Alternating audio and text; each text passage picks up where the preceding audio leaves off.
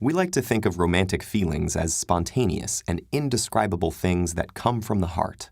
But it's actually your brain running a complex series of calculations within a matter of seconds that's responsible for determining attraction.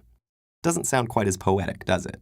But just because the calculations are happening in your brain doesn't mean those warm, fuzzy feelings are all in your head.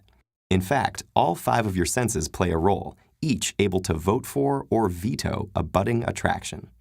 The eyes are the first components in attraction. Many visual beauty standards vary between cultures and eras, and signs of youth, fertility, and good health, such as long, lustrous hair or smooth, scar-free skin, are almost always in demand because they're associated with reproductive fitness.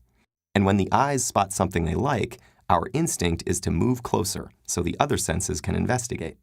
The nose's contribution to romance is more than noticing perfume or cologne. It's able to pick up on natural chemical signals known as pheromones. These not only convey important physical or genetic information about their source, but are able to activate a physiological or behavioral response in the recipient. In one study, a group of women at different points in their ovulation cycles wore the same t-shirts for 3 nights. After male volunteers were randomly assigned to smell either one of the worn shirts or a new unworn one, saliva samples showed an increase in testosterone in those who had smelled a shirt worn by an ovulating woman.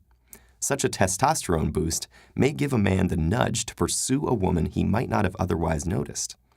A woman's nose is particularly attuned to MHC molecules, which are used to fight disease. In this case, opposites attract. When a study asked women to smell t-shirts that had been worn by different men, they preferred the odors of those whose MHC molecules differed from theirs. This makes sense. Genes that result in a greater variety of immunities may give offspring a major survival advantage. Our ears also determine attraction.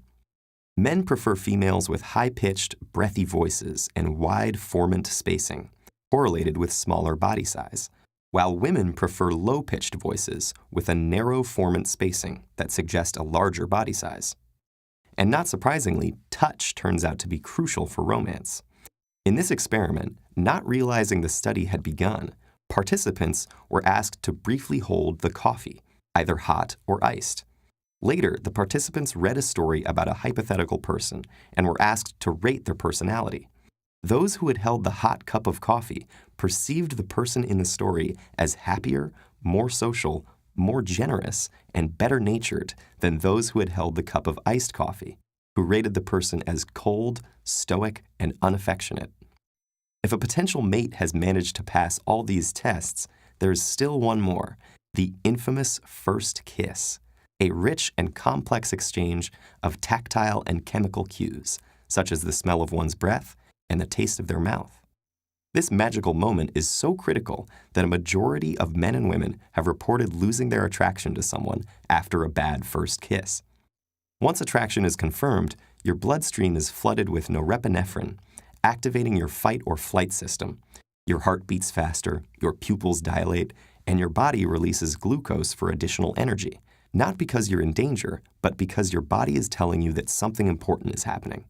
To help you focus, norepinephrine creates a sort of tunnel vision, blocking out surrounding distractions, possibly even warping your sense of time and enhancing your memory.